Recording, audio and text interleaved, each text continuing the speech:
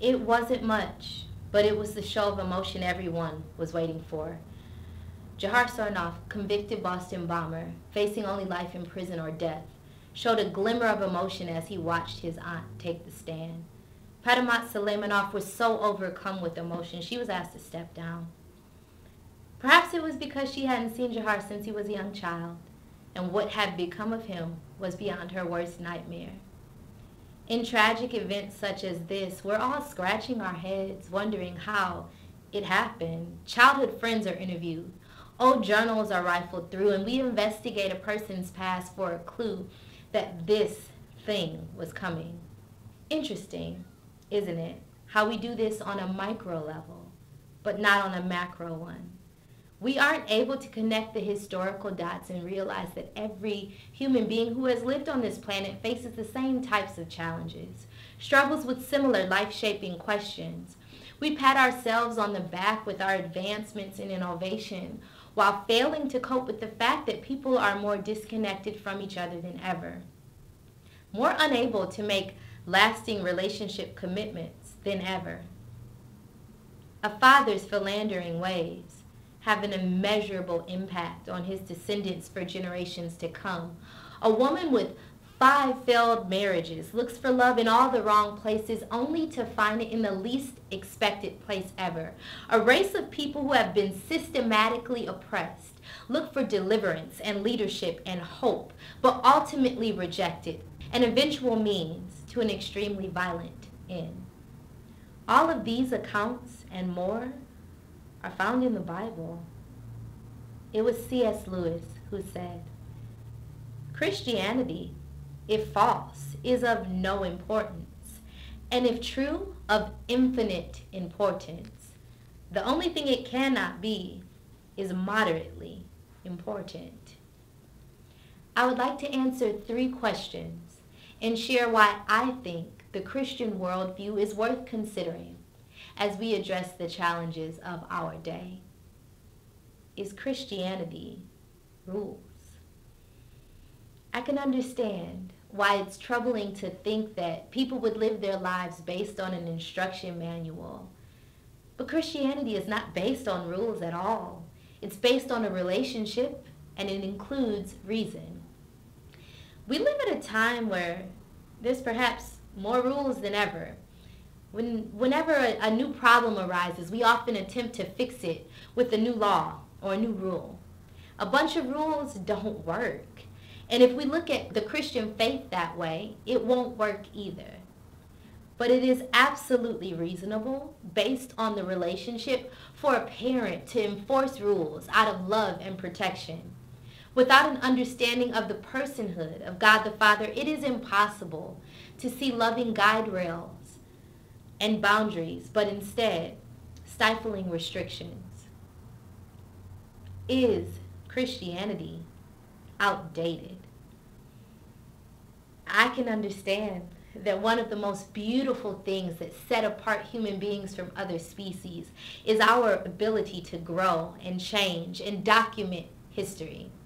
It seems so restrictive to keep looking to a book that is full of customs and lifestyles that appear to have nothing to do with how we live today. With so many ways to be a good person, it seems that faith in the God of the Bible could be very, very useful for some and, well, useless for others.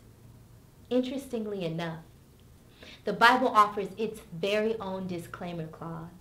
In 1 Corinthians chapter 15, the Apostle Paul says, "If Christ has not risen from the grave, then this faith is useless.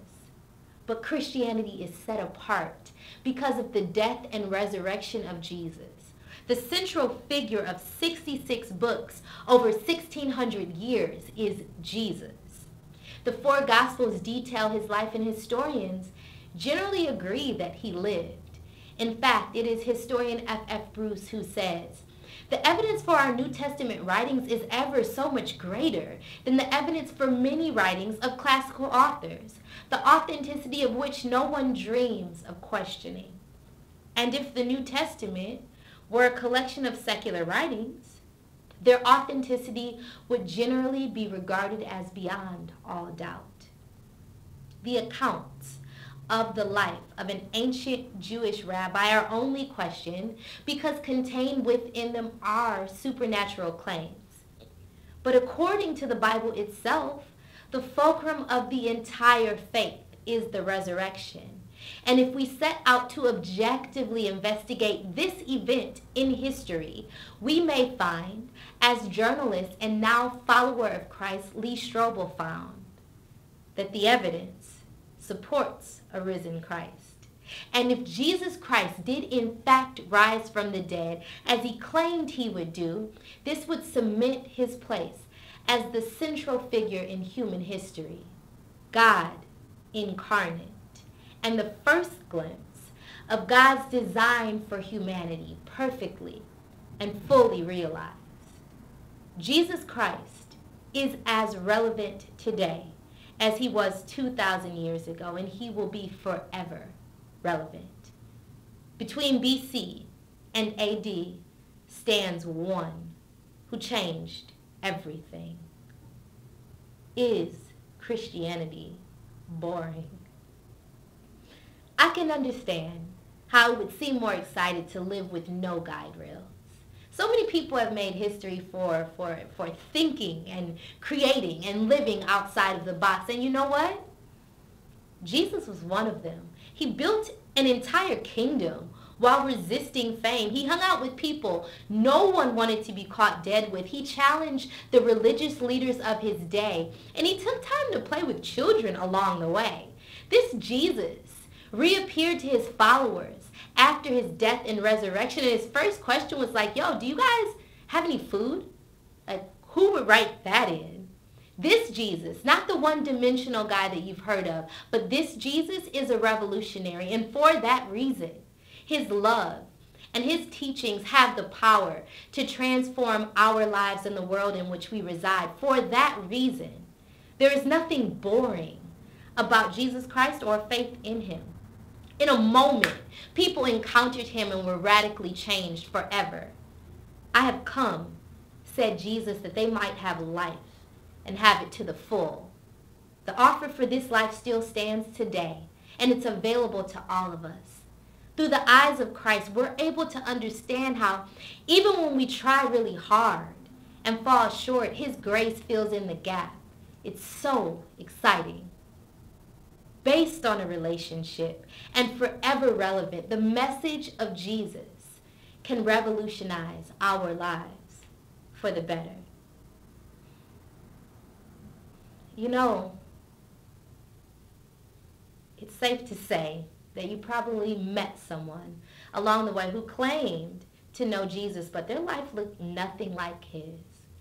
Perhaps it was a friend or family member who, instead of being filled with joy, was despondent or angry or abusive. Perhaps you've even experienced heartbreaking disappointments within the walls of the church. Allow me to suggest that human beings misrepresenting Jesus don't make him any less the Savior who died for you. And allow me to genuinely issue an apology on behalf of those people who may never offer one. I was once a person who said I believed, but took days off from living like I did. And for me, friend, it wasn't about breaking the rules at all. I spent so much time searching for significance in any bad place I could find, and I finally stopped running away from God and came to him. I got tired of having come to Jesus moments and finally just came home. And Luke 15 tells us that while we were a long way off, the Father runs toward us. While before we even saw God, he saw us and he bolted. My life isn't perfect, but that wasn't the promise. Because of Jesus and what he did, I accept his promises for my life and his plan for my life. And despite tough circumstances, I can be filled with unspeakable joy. Resat Suleimanov, cousin of convicted Boston Marathon bomber Jahar Sarnath, facing only life and death or prison, said he cried when he watched The Lion King. He was so overcome by emotion, he wept when Mufasa died. The U.S. attorney posed a question. You agree that the person who cries at the death of a cartoon character but is indifferent to the suffering of hundreds. His voice trailed off. His question was cut short by an objection, but the point was clear. The Lion King chokes up everybody, doesn't it? An omnipresent father in the sky, a son who is mistaken for dead and carries the absolute reflection of his father. After being away for a while, in a last-minute game changer, he returns from the presumed dead. The son fights the final battle against the enemy to reclaim his father's kingdom, his kingdom, and save the people he so desperately loves from destruction. His return and subsequent victory bring balance, restoration, and healing. It really is a good story.